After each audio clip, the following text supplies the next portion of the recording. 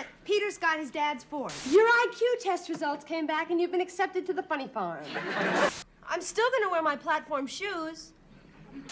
Remember when Mackenzie Phillips was everywhere and you thought you knew everything about her? In 1977, her life on One Day at a Time spilled into living rooms, shaping how we laughed and talked after school. But what was really happening when the cameras stopped? Mackenzie Phillips in 1977 was not just another television star on One Day at a Time.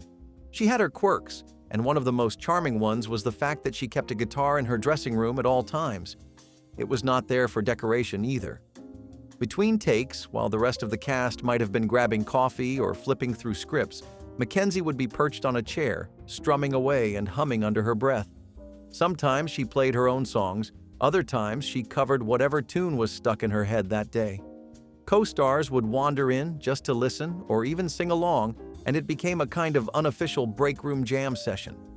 It might not sound unusual for the daughter of John Phillips from the Mamas and the Papas, but it was a rare bit of musical soul in the middle of a sitcom set. It was also a quiet reminder that for her, creativity was never just tied to her lines or her character. It was something alive and breathing in every part of her day. That guitar was as much a part of the backstage atmosphere as the stage lights or the call sheets, and if you were lucky enough to pass by when she was playing, you got a glimpse of Mackenzie that the cameras never caught. Not every actor gets to improvise a moment that sticks forever, but Mackenzie did it in 1977. During rehearsal for a scene on One Day at a Time, she delivered her scripted lines as usual. But when a co-star flubbed theirs, she shot back a playful, off-the-cuff response that had the crew in stitches. Nobody thought it would make it to air. It was just one of those lighthearted moments you expect to be lost between takes. But the director loved it so much that he told her to keep it in for the live taping. It was a little burst of spontaneity in a show that, like all sitcoms, depended on precise timing. That one small change gave the scene a looseness and authenticity that stood out, especially in an era when sitcom dialogue was often overly polished. For Mackenzie, it was proof that her instincts were worth trusting, that her comedic timing was just as much a part of her skill set as her dramatic chops. It also gave her a certain reputation on set, not as someone who ignored the script, but as someone who could elevate it in the right moment. Viewers laughed at the joke, but what they did not realize was that they were watching a flash of Mackenzie's real personality slipping through the cracks of her character. When you are the daughter of a famous musician like John Phillips, you know that bringing him to the set is not going to go unnoticed. In 1977, Mackenzie invited her father to visit during a filming day, and the atmosphere changed instantly. For the cast and crew, it was like a piece of rock and roll history had walked through the stage door. John was friendly, curious, and completely at ease, chatting with the writers and even peeking at the camera setups. There was a certain pride in Mackenzie's posture that day. This was not just her dad. This was a man whose songs had been part of the American soundtrack for more than a decade. He hung around long enough to watch a scene from the audience section, smiling in a way that said he was enjoying seeing his daughter in her element. The moment blurred the line between Mackenzie's personal life and her work life, and it gave everyone there a reminder of just how unusual her upbringing had been. To grow up around music and fame, then find your own spotlight in a completely different lane. It is not something many can pull off. For those who saw John and Mackenzie together that day, it felt like two worlds briefly meeting in harmony. Despite being a recognizable face on a hit sitcom in 1977, Mackenzie Phillips was not the type to demand a private car or a driver. More often than not, she still took the bus to the studio. It was partly practicality and partly independence. Public transportation was something she was used to, and it kept her grounded in the everyday rhythm of life outside Hollywood. Imagine the surprise of fellow passengers realizing that the young woman with the familiar face was actually a television star on her way to work. Some would politely ask if she was really Mackenzie Phillips, while others would sneak glances and whisper to each other. For Mackenzie, it was not about making a statement, but there was something refreshing about arriving at the lot the same way she might have gone to school a few years earlier. It kept her in touch with the world beyond the cameras and gave her a chance to simply observe people, which is gold for any actor. She later said that it also reminded her that no matter how much attention the show got, there was an entire city out there going about its business, completely unaware of the latest plot twist on One Day at a Time. Wardrobe departments on television sets in the 1970s were thorough, but Mackenzie Phillips had her own approach. In 1977, she regularly wore her own clothes on camera. It was not about cutting costs, it was about authenticity. She felt that if her character was a reflection of a real young woman of that time, then why not dress her in outfits that a real young woman might actually choose?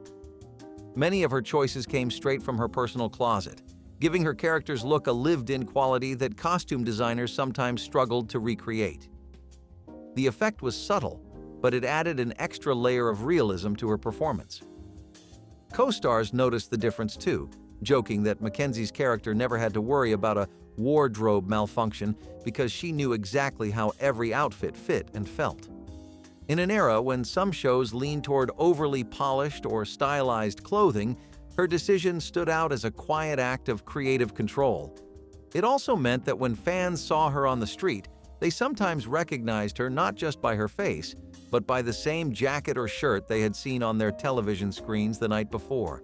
It was a small but memorable part of what made her performances resonate so strongly with audiences. On a set full of cameras, lights, and constant changes, Mackenzie Phillips had one small constant in 1977, a lucky charm she carried during tapings. It was a tiny silver coin, worn smooth from years of handling, and it lived in her pocket every time she stepped in front of the audience. She never made a big deal about it, but anyone who worked closely with her knew it was part of her pre-show ritual. Just before filming began, she would quietly reach into her pocket, rub the coin between her fingers, and take a deep breath. For Mackenzie, it was less about superstition and more about having a grounding point in the whirlwind of television production. The coin had been a gift from a family friend, someone who told her it would keep her steady, no matter what came her way. In a business where so much was out of an actor's control, scripts, schedules, audience reactions, having something tangible to hold on to was a small act of ownership. It might sound like a simple gesture, but those who watched her over time noticed how it seemed to calm her before big scenes. And if the taping went especially well, she would give the coin one extra tap in her pocket, as if silently saying thank you to whatever luck it carried. Not all of Mackenzie Phillips' 1977 co-stars had two legs. At home, she kept a pet bird named Jazz, and if you talked to her long enough, the conversation was bound to include at least one Jazz story. Jazz was a lively little parakeet with a bright green chest and a habit of mimicking sounds he heard around the house. According to Mackenzie, he once picked up the ring of the kitchen phone and would randomly answer with a shrill whistle just to confuse everyone. She adored him, and while he never made a guest appearance on One Day at a Time, Jazz was a regular topic of chatter in the makeup chair. Some days, Mackenzie would arrive on set with a tiny feather stuck to her sweater, a quiet sign that Jazz had been perched there earlier that morning. Caring for him was a piece of normal life that balanced out the chaos of a television schedule. In a year when she was growing more famous by the week, having a pet who had no interest in her ratings or performance gave her a sense of comfort. Jazz did not care about scripts or rehearsals. He just wanted his seed mix and a bit of company. And for Mackenzie, that was the perfect kind of relationship to come home to. In the late 1970s, a guest spot on The Love Boat was a sought-after gig, a guaranteed way to charm a massive audience in one lighthearted episode. Mackenzie Phillips was offered just that in 1977, but she turned it down. The decision raised a few eyebrows among her peers. Why pass on such a popular show? For her, the answer was simple. She was deeply focused on her role in One Day at a Time and did not want to split her energy or risk overexposure. In an era when television stars were often encouraged to say yes to every opportunity, her choice showed a kind of professional discipline not always seen in young actors. There was also the fact that The Love Boat's tone was a world away from the grounded, slice-of-life style of her own show, and she worried it might clash with the image she was building. While some thought it was a missed chance, Mackenzie later said she never regretted it. Her priority was giving her full attention to the project that had made her a household name. And judging by the loyalty of her fan base and the success of the show that year, it is hard to argue she made the wrong call. Television sets can be all business, but Mackenzie Phillips believed in making space for moments of genuine celebration. In 1977, when a longtime crew member's birthday fell during a shooting week, she took it upon herself to organize a small set party. This was not a public relations stunt. There were no reporters, no staged photos. Instead, Mackenzie quietly coordinated with the makeup team and a few fellow cast members, arranging for a cake, balloons, and a group card signed by everyone. When the moment came, they surprised the crew member in between takes, filling the stage with applause and laughter. For a few minutes, the deadlines and technical setups were forgotten, replaced by the simple joy of sharing cake under the hot studio lights. Mackenzie knew that the crew's work often went unseen by the audience, but it was the backbone of every episode. To her, honoring someone's birthday was a way of saying thank you, of acknowledging that the show was more than just the actors in front of the camera. It was a team effort, and that team was worth celebrating. That day, the laughter and warmth behind the scenes matched anything the audience would see on their screens. By 1977, Mackenzie Phillips was getting more fan mail than she could realistically read, but one type of letter she always made time for was postcards. Fans sent them from all over the country, sometimes from their hometowns, other times from places they were visiting. She loved the variety: beach scenes, city skylines, quirky roadside attractions. Each one was a tiny window into someone else's world, and she kept them neatly stacked in a box in her dressing room. Occasionally, she would tape a few to the mirror at her station, letting the bright colors and handwritten messages frame her reflection as she got ready for a scene. What struck her most was the effort it took for someone to choose a card, write a note, and mail it just to say hello or share a kind word. It was a slower, more personal form of connection, far removed from the instant messages we know today.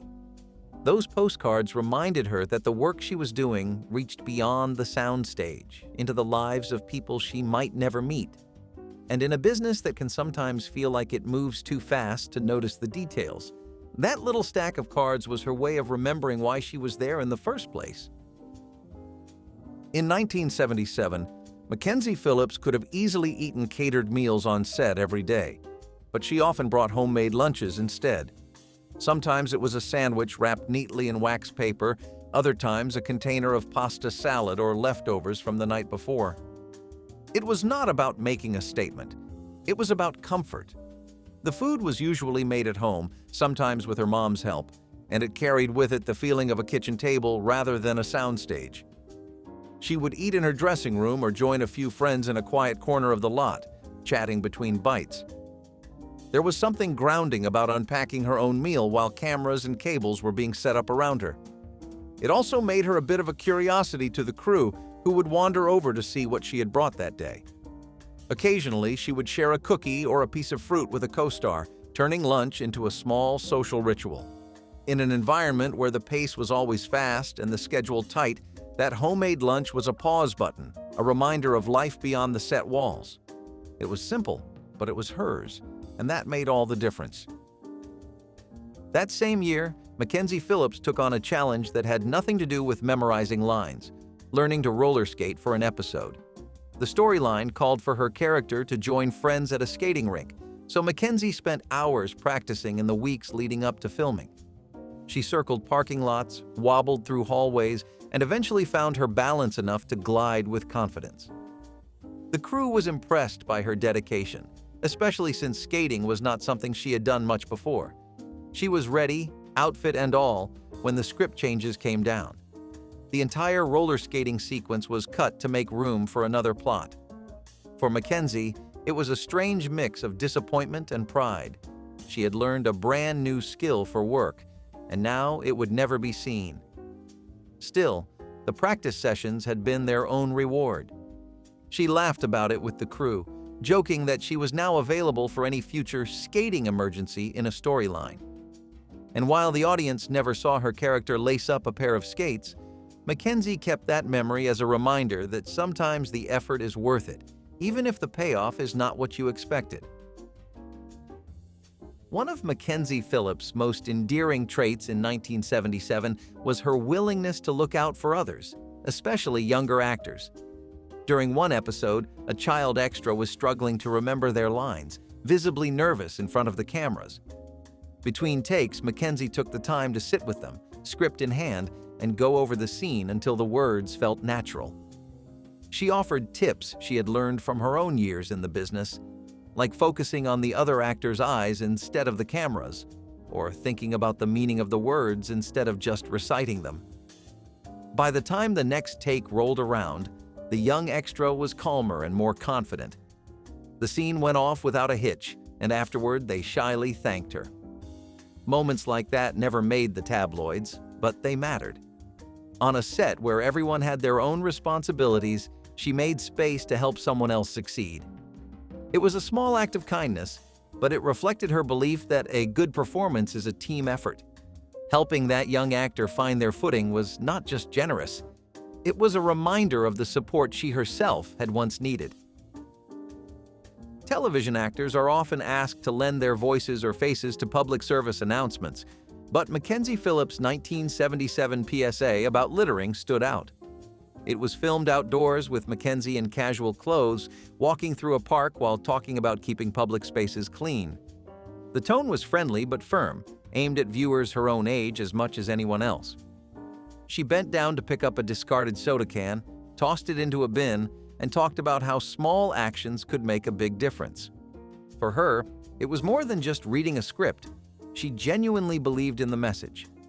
Growing up in California, she had seen beaches and parks suffer from careless littering, and she liked the idea of using her platform to encourage change. The PSA aired during after-school time slots, which meant kids watching television at home saw her as both a familiar face from one day at a time and someone speaking directly to them. While it might not have won awards, it left an impression, especially on younger fans who saw their favorite actress taking a stand for something simple but important. Every actor has a story about a minor mishap on set, and Mackenzie Phillips' locked dressing room incident from 1977 became a running joke. It happened in the middle of a busy filming day. She had stepped out to grab a prop, and when she returned, the door was firmly shut, the key still inside. At first, she laughed, thinking someone would open it quickly, but the key was nowhere to be found. A production assistant tried a spare, only to discover it did not fit.